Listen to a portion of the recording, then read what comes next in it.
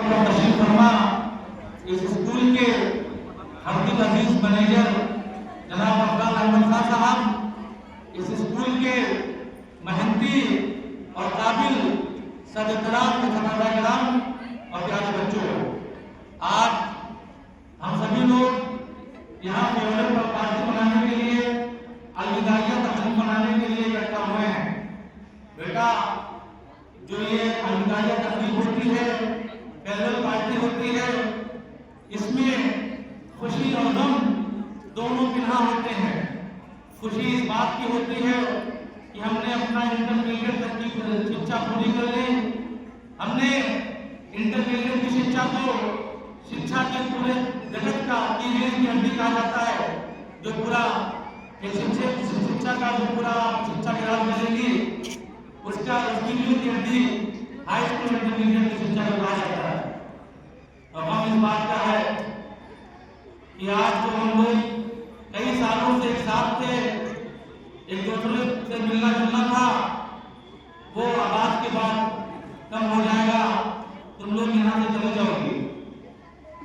बेटा, बहुत सी बच्चियां आई, कोई 9th क्लास में आई, कोई फर्स्ट ईयर में आई, और एक दूसरे से मुलाकातें हुई, दोस्तियां हुई, काफी गुर्बत हुई।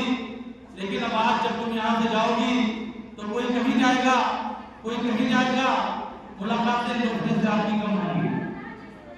लेकिन बेटा, ये समझने की जरूरत है, ये हमें सीखने की जरूरत है कि जो भी है, जो ताल्लुक है, वो कभी खत्म नहीं होता है। तुम्हारी दोस्ती जो एक दूसरे से है वो हमेशा कायम रहेगी। बेटा, सिर्फ ये कहना चाहता हूँ, आज इस अलविदाई तकरीब के मौके पर तुम्हें ये पैगाम देना चाहता हूँ कि तुमने यहाँ पे तालीम हासिल की, शिक्षा ग्रहण की, और जहाँ जैसा अभी मास्टर नज़र अब्बासी साहब ने बताया कि बच्चियाँ हमारे स्कूल की बहुत अच्छी थी। जो हमारे एग्जामिनर भी आते थे वो भी कहते थे कि आपकी स्कूल की बच्चियाँ बहुत अच्छी हैं।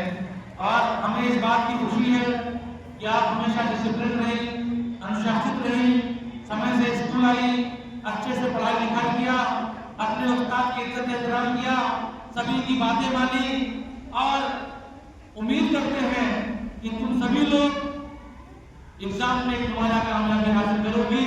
मुझे उम्मीद है कि तुम्हें में कोई ऐसा होगा कि जो इस जिला में काम करे, जो ये इस प्रदेश में भी उसका यही नाम आए। हमें तुमसे पूरी उम्मीद है।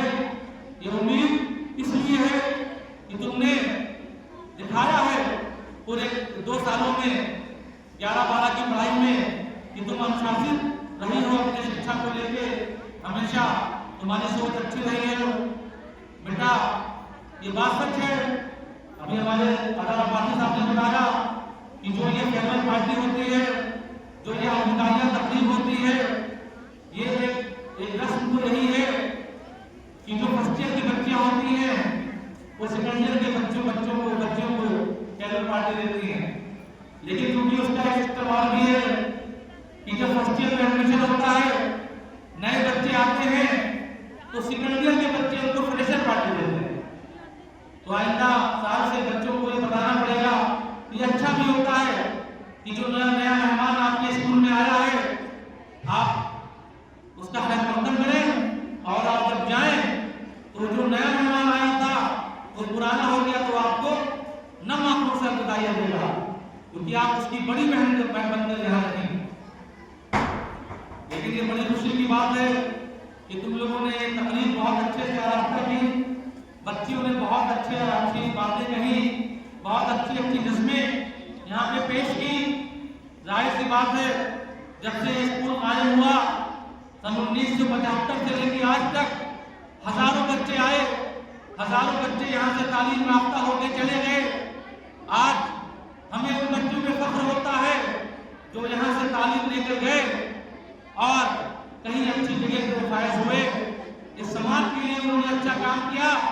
कोई डॉक्टर बना, कोई इंजीनियर बना, कोई टीचर बना, और जो लोग भी गए अपने क्षेत्र में, जिन क्षेत्र को उन्होंने चुना, उन्होंने बहुत ही आला मकाम हासिल किया।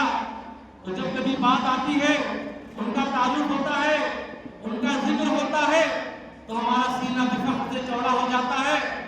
ये कहते हैं कि हाँ ये बच्चा हमारे स्कूल से पढ़ा हुआ है, ये बच्ची हमारे स्कूल से पढ़ी हुई है, तो हम ये कहना चाहते हैं बेटा कि आज तुम इस स्कूल से जा रही हो, लेकिन कहीं भी जाना, कहीं भी शिक्षा के राज करना, कुछ भी करना, किसी मैदान में जाना, लेकिन हमेशा हम लोगों का सर ऊंचा रखना, हम लोगों का नाम आगे रखना, हमारे स्कूल का नाम ऊंचा रखना, कि जहाँ भी जाओ वो कहे कि ये बच्ची इंटरमीडिएट की शिक्षा करके स्कूल से ग्रेजुएट करके आई।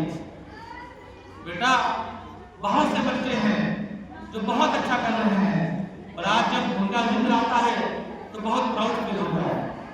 और हम पूरी उम्मीद करते हैं कि जब तुम्हारा भी जिक्र आएगा आगे, तुम्हारी भी बात होगी, तो भी हम हमसे कहेंगे कि हाँ ये बच्ची सन 2026 में हमारे यहाँ से इंटरमीडिएट होती होगी। मैंने बारहा कहा, बार बार मैं कहता हूँ कि जब कोई बच्चा या बच्ची आला मुकाम हासिल करती है, अच्छी तालीम हासिल करती है, किसी भी फील्ड में जाके बेहतर कारकर्दगी करती है, तो अगर आपके माँ बाप को जितनी खुशी होती है उससे थोड़ी भी कम खुशी हमें नहीं होती। समाज में अगर देखा जाए कि माँ बाप के बाद अगर तुम्हारी तरक्की के कोई खुश होता है तो सबसे पहला शख्स होता है तुम्हारा उस्ताद, तुम्हारा गुरु। उसके दिल में किसी की तरक्की से कोई जलन नहीं होती, उसका दिल फख्र से चौड़ा हो जाता है, उसका सीना, उसका दिल खुशी से लबरेज हो जाता है कि हमारे स्कूल के बच्चे बच्ची है जो आज अच्छा मुकाम हासिल कर रहे हैं।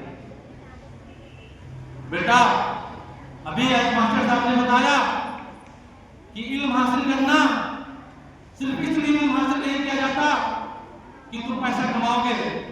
तुम्हारी जो डिग्री है, तुम्हारा जो सर्टिफिकेट है, वो सिर्फ पैसा कमाने का जरिया नहीं है, सिर्फ नौकरी हासिल करने का जरिया नहीं है, जबकि ये जिंदगी गुजारने का तरीका और तरीका सीखने का जरिया है।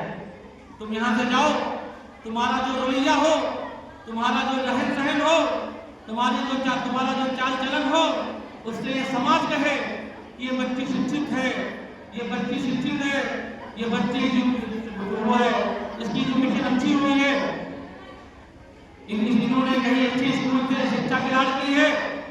इस समाज में नजर आना चाहिए, जाहिल में अतुल में एक नुमाया फर्क होना चाहिए। बेटा एक सभ्य समाज तभी बनता है जब आदमी शिक्षित होकर अपने व्यवहार से इस समाज को दिखाता है कि एक शिक्षित में और जाहिल में क्या फर्क है। हम उम्मीद करते हैं कि तुम यहाँ से निकल के जाओगी। एक बहुत बड़ा पड़ाव होता है इंटरमीडिएट का, इसके बाद तुम्हारे सारे कंपटीशन होंगे। कोई बच्ची डॉक्टर बनना चाहती होगी, उसका नीट का एग्जाम होगा, कोई इंजीनियरिंग करना चाहती होगी, उसका IIT का एग्जाम होगा, कोई टीचर बनना चाहती होगी, उसका TET का एग्जाम होगा, किसी और सेवा में जाना चाहती होगी, उसके भी एग्जाम है, क्योंकि दिन ब दिन जो कंपटीशन है वो टफ होता जा रहा है, ये आप सभी देखते हैं।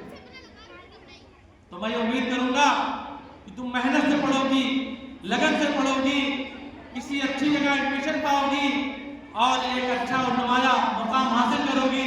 जिस फील्ड में जाओगी उसमें नुमाया मुकाम हासिल करोगी। एक साहब का वाकया है, वो गए बड़े विद्वान के पास, तो उसमें कोई उनके जो लोग गए उनके साथ कोई डॉक्टरी कर रहा था, कोई इंजीनियरिंग कर रहा था, लेकिन वो हिंदी सब्जेक्ट से ग्रेजुएशन कर रहे थे। तो किसी ने ताल्लुक कराया अपना कि मैं IIT से BTech कर रहा हूँ, किसी ने ताल्लुक कराया कि मैं KGMC से MBBS कर रहा हूँ, उन्होंने कहा मैं हिंदी से BA कर रहा हूँ। फिर उन्हें बहुत झेप महसूस हुई कि भाई इतने बड़े बड़े इंस्टीट्यूशन से लोग तालीम हासिल कर रहे हैं और मैं कह रहा हूँ कि मैं हिंदी से BA कर रहा हूँ। हमारे एक जानने वाले थे, तो जब उन्होंने झेप महसूस हुई तो जो विद्वान थे उन्होंने कहा नहीं, आपको झेपने की जरूरत नहीं है, आपको शर्मिंदा होने की जरूरत नहीं है। कोई भी विषय, कोई भी फील्ड बुरी नहीं होती है, लेकिन जो भी करो उसमें नुमाया मुकाम हासिल करो। अगर तुम हिंदी पढ़ो तो हिंदी के विद्वान बन जाओ, अगर उर्दू पढ़ो तो उर्दू के जानकार बन जाओ, अगर संस्कृत पढ़ो तो संस्कृत के ज्ञाता बन जाओ। लेकिन जो भी पढ़ो, जो विषय पढ़ो, उसमें मजबूती से उसकी पकड़ बनाओ कि लोग तुमसे पूछने आए तुमसे समझ नहीं आए और कहें कि नहीं फला ने बताया है, तो वो गलत हो ही नहीं सकता। बेटा ये मौका है, तुम जा रही हो, मेरी इस नसीहत को गांठ बांध के अपने पास रख लेना कि जब ये मौका है तुम्हारे पास 2-3 सालों का, यही 2-3 साल तुम अगर चाहोगी तो कुछ बन जाओगी, नहीं चाहोगी तो कुछ नहीं बन पाओगी, क्योंकि यही 2-3 साल की तुम्हारी मेहनत तुम्हारे आगे का रास्ता तय करेगी। बेटा जिनके वसाइल नहीं है, जो लखनऊ जाकर दिल्ली जाकर कोचिंग नहीं कर सकते, जो लोग बहुत आला तालीम में पैसे खर्च नहीं कर सकते और वो कहीं छोटे से इंस्टीट्यूशन में पढ़ाई करते हैं, उन्हें भी नाउमीद होने की जरूरत नहीं है। गवर्नमेंट की बड़ी पॉलिसीज है, छोटे छोटे एनजीओज हैं, बड़े बड़े एनजीओज हैं जो तुम्हारी काबिलियत की बिना पर तुम्हारा पूरा फाइनेंस करने के लिए तैयार है, तुम्हें फाइनेंशियल सपोर्ट देने के लिए तैयार है। बस अपनी काबिलियत तुम साबित करो। कंपटीशन होता है, एग्जाम होता है स्कॉलरशिप का, तो मुझसे रास्ते में रहो, मैं तुम्हें बताऊंगा, वो फॉर्म भरो। अगर तुम कामयाब हो जाओगे तो कुछ एनजीओज हैं जो तुम्हारे शादी शिक्षा का खर्चा बहुत उठाए, तुम्हें इसके लिए परेशान होने की जरूरत नहीं है। और मैंने तुमसे ये कहा, पहले भी कहा कि आज चूंकि तुम पास आउट होकर जा रही हो, रोज का तुम्हारा कॉलेज का आने जाने का शेड्यूल नहीं रहेगा, लेकिन इस कॉलेज से तुम्हारा ताल्लुक कभी अब खत्म होने वाला नहीं है।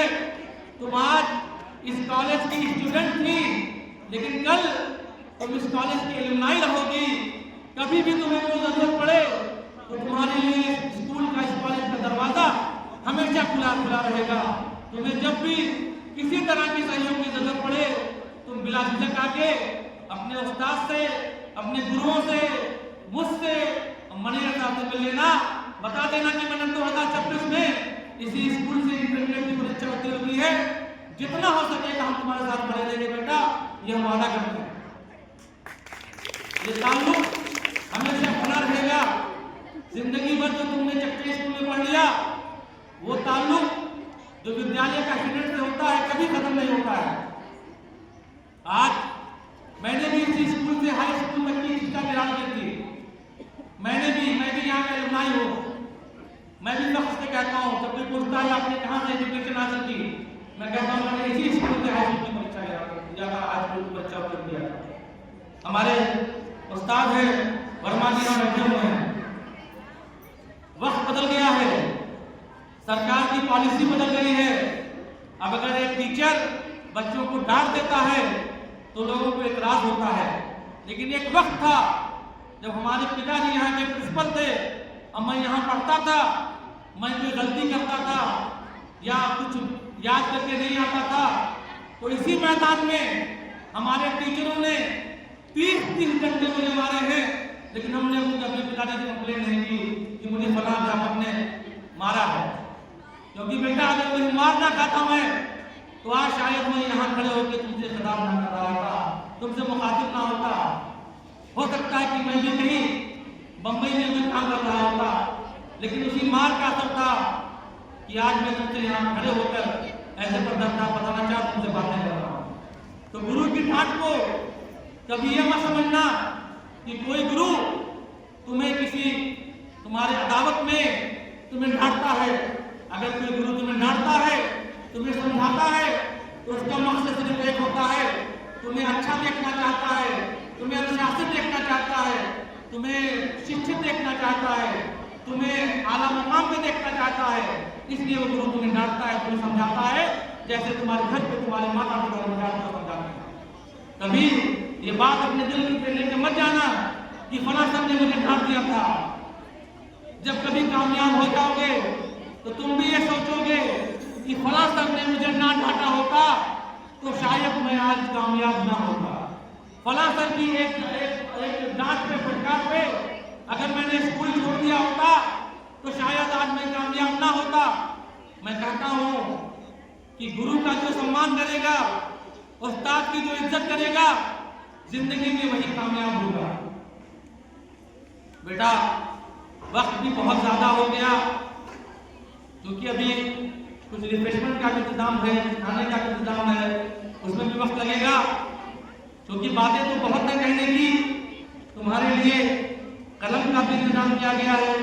तुम्हें एक कलम दी जाएगी, मैनेजर साहब देंगे, और ये कलम तुम्हें इसलिए दी जाएगी और तुम्हारे हाथ में देकर तुम्हें ये कहा जाएगा, तुम्हें ये तंबीह की जाएगी, तुम्हें ये समझाया जाएगा तब कि अपनी इस कलम को मजबूती से पकड़े रहना। अगर तुम्हारे हाथ में मजबूती से कलम रहेगी तो दुनिया की कोई ताकत तुम्हें कभी हरा नहीं सकती। जो ये कलम तुम्हें दी जा रही है बेटा, उस कलम की ताकत को पहचानना, हमेशा इस कलम को अपने हाथों में मजबूती से पकड़े रहना, पढ़ना, लिखना, अच्छे मुकाम पर पहुंचना। और ये भी कहता हूं कि किसी कारणवश कोई बहुत आला तालीम हासिल ना कर सके, कोई ग्रेजुएशन कर ले, उसकी शादी विवाह हो जाए, तो बेटा तब भी जो तुमने शिक्षा ग्रहण की है वो तुम्हारे कैरेक्टर से हमेशा जाहिर होना चाहिए। कहा जाता है कि जो एक समाज में बच्चा होता है उसकी पहली दरगाह, उसका पहला स्कूल उसकी माँ की गोद होती है।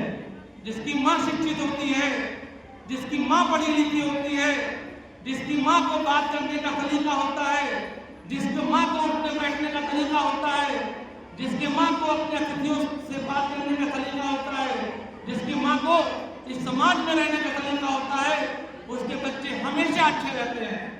मैं कहता हूँ जो माँ अपने बच्चे की अच्छी परवरिश कर देती है वो बच्चा कामयाब हो ही जाता है। पुराने लोगों की कहावत है, लोग कहते हैं किसी बच्चे को देखना हो, किसी बच्ची को देखना हो, किसी के बारे में कुछ पता करना हो तो सबसे पहले उसकी माँ को देखो। अगर उसकी माँ अच्छी है तो उसका बच्चा बच्ची अच्छे होंगे ही, इसमें कोई शक नहीं।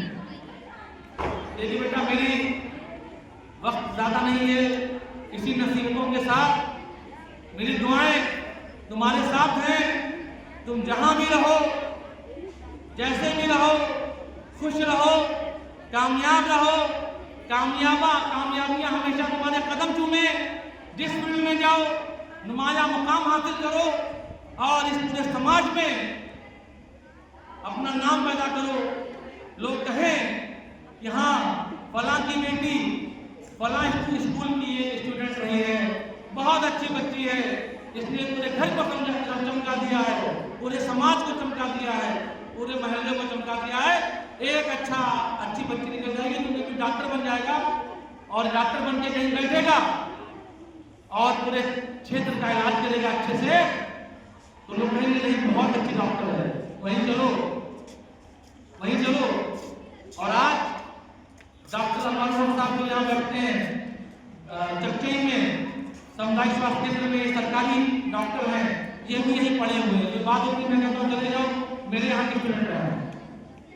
कई डॉक्टर ऐसे लखनऊ में हैं जो यहाँ से पढ़ के गए हैं, बड़े सर्जन हैं, 20,000 ऑपरेशन कर चुके हैं, 20 अस्पताल में जाते हैं। मैं एक फोन करता हूँ, कहते ठीक है सर भेज दीजिए। फख्र होता है, बहुत खुशी होती है कि हमारे स्कूल का बच्चा पढ़ा हुआ है। तो बेटा अच्छा करना, बहुत अच्छा करना, बहुत अच्छी जगह जाना, बहुत अच्छा मकाम आना हासिल करना। और मैंने जैसे कहा फिर कह रहा हूँ, मैं कोशिश करूंगा कि इस स्कूल के एक एलुमनाई एसोसिएशन बनाओ।